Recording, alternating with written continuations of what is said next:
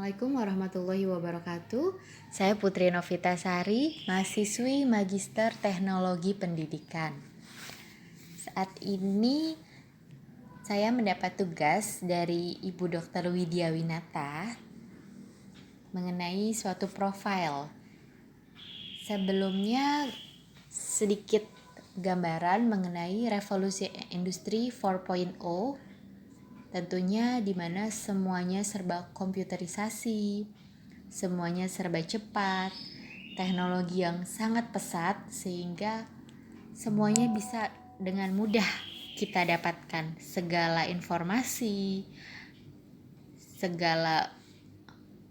semua yang kita inginkan itu bisa dengan mudah kita akses, dan dari semua kalangan, dari muda, anak-anak, teenagers, orang tua, semua bisa dengan mudah mengakses informasi yang dibutuhkan. Tentu saja dari kemajuan teknologi tersebut ada dampak positif dan negatifnya. Dampak positifnya tentu kita bisa dengan mudah mendapatkan akses untuk mencari informasi dengan mudah dan cepat. Dan juga kita bisa semakin cepat dalam berkomunikasi. Kita bisa berkomunikasi dengan keluarga, kerabat, bisa antar kota, antar negara dengan mudah hanya melalui handphone, melalui laptop, dengan menggunakan berbagai platform media yang ada. Lalu kita juga dengan mudah nih untuk menghemat waktu, efisien dan efektif. Jadi waktu kita pun juga lebih betul-betul sangat efisien sekali. Waktu yang dibutuhkan hanya cukup mengklik, kita sudah bisa mendapatkan informasi yang kita butuhkan.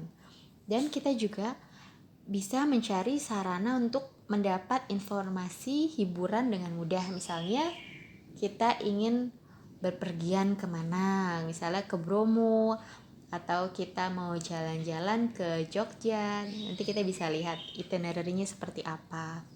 Begitu pula dengan pembelajaran saat ini, source-nya itu kita bisa dapatkan juga melalui internet. Dengan kemajuan teknologi, semua informasi bisa kita dapatkan. Tentu saja dari serangkaian dampak positif terdapat juga dampak negatif dari teknologi tersebut. Salah satunya ada penyalahgunaan terhadap fungsi, terutama di bidang komunikasi. Yang saat ini misalnya yang sedang marak sosmed, ada penyalahgunaan sosmed. Jadi kita juga harus tepat, cepat, dan dapat menyaring informasi yang ada. Terus ada juga yang banyak beredar informasi hoax. Nah, di sini sebagai manusia yang punya akal pikiran, tentunya kita tidak menelan bulat-bulat informasi yang ada. Tentunya harus disaring. Kira-kira informasi ini betul atau tidak, kira-kira seperti apa, harus bisa menganalisanya juga. Dan juga ada informasi yang kurang mendidik. Jadi untuk anak-anak, untuk peserta didik, siswa-siswa, terkadang mendapatkan informasi yang kurang mendidik gitu ya. Jadi sebagai orang tua, sebagai pendidik, guru, semestinya kita bersama-sama untuk menjaga dan memberikan pengarahan untuk antisipasi tersebut. Dan kebetulan di sini saya mengalami salah satu dampak negatif dari kemajuan teknologi. Dengan zaman komputerisasi, tentu saja semua akses bisa didapatkan dengan mudah tadi ya. Tapi dampak negatifnya adalah semuanya serba mesin, semua serba computerized, paperless, cashless. Jadi semua kita bisa menggunakan handphone, tinggal tap, tinggal ditempel aja, semuanya tidak perlu membawa cash, tidak perlu membawa tunai. Jadi kita bisa langsung menggunakan handphone untuk segala macam alat pembayarannya. Nah, saya mengalaminya di salah satu mall elit di Bilangan Jakarta Selatan. Saat itu kondisinya pas mau keluar parkiran, tiba-tiba seketika lampunya mati di parkiran gelap gulita, dan itu posisinya di basement.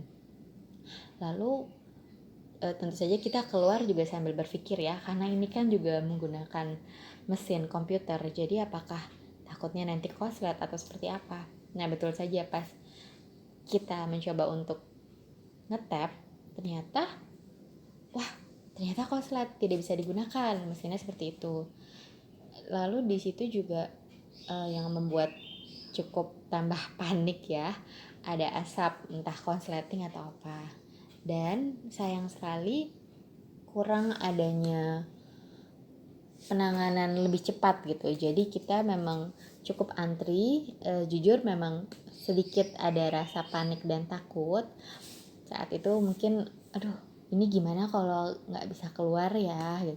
Atau kalau terjebak seperti apa di sini ya. Itu cukup. Jadi di situ sedikit ada deg-degan dan panik juga, berusaha mencari jalan keluar tanpa adanya pengarahan yang tepat dari karyawan ataupun pihak mall tersebut. Harusnya mungkin diarahkan ya, sehingga juga nggak perlu kita mau keluar parkiran jadi ngantrinya cukup panjang, dan kita pun juga panik di situ dan kurang ada pengarahannya. Akhirnya kami dengan inisiatif lalu segera mencari security terdekat untuk bertanya kira-kira kita bisa keluar, exit pintu keluarnya itu selain di sana ada mungkin di tempat lain. Akhirnya kami menerobos, dan memang cukup panjang menerobos sehingga akhirnya bisa keluar, dan itu cukup membutuhkan waktu, cukup takes time sekitar 20 menit dengan kondisi yang cukup panik dan ada antrian, sehingga akhirnya kami bisa keluar dari mall tersebut. Dan di luar akhirnya ada satu orang penjaga, dan kejadian ini memang seharusnya sudah bisa diantisipasi, khususnya di mall-mall besar seperti itu. Jadi deskripsi masalah mall elit yang pengunjungnya juga jadi panik di situ ya. Kita bisa merefleksikan untuk mall tersebut tidak memiliki kesiapan ketika lampunya tiba-tiba mati, sehingga pembayaran parkir yang serba cashless di zaman komputerisasi ini mengalami gangguan yang cukup mengkhawatirkan untuk pengunjungnya. Solusinya sebaiknya perkembangan teknologi yang sangat pesat ini memang tetap membutuhkan cadangan alternatif saat kondisi yang tidak terelakkan seperti mati lampu atau force majeure seperti yang lainnya ya, atau banjir atau apa. Setidaknya harus ada persiapan dan untuk tenaga manusianya. Minimal ada pengarahan dari pihak mall tersebut sehingga pengunjung juga tidak panik, dan sebaiknya ada yang standby untuk menggantikan mesin tersebut. Jadi memang teknologi mesin itu tidak dapat menggantikan sentuhan manusia gitu. Manusia tetap diperlukan di situ di saat kondisinya semuanya mati total, mati lampu, tidak bisa menggunakan akses apapun. Jadi tetap kita harus menggunakan manual, harus menggunakan tenaga manusia sendiri. Dan dampak negatif dari teknologi sendiri pun juga banyak pengangguran tentunya, dan efek dominonya adalah tingkat kriminalnya juga meningkat. Jadi dari sini kita bisa menganalisa dampak positif dan negatif dari teknologi. Tentu selain mudah diakses, mendapatkan informasi, dan kita juga bisa dengan mudah berkomunikasi jarak jauh, namun kita juga tetap harus mempersiapkan kendala-kendala yang ada. Seperti itu salah satu contoh yang saya alami, dan mungkin banyak hal-hal lain yang pernah dialami. Mungkin ada juga yang di tol selain di parkiran.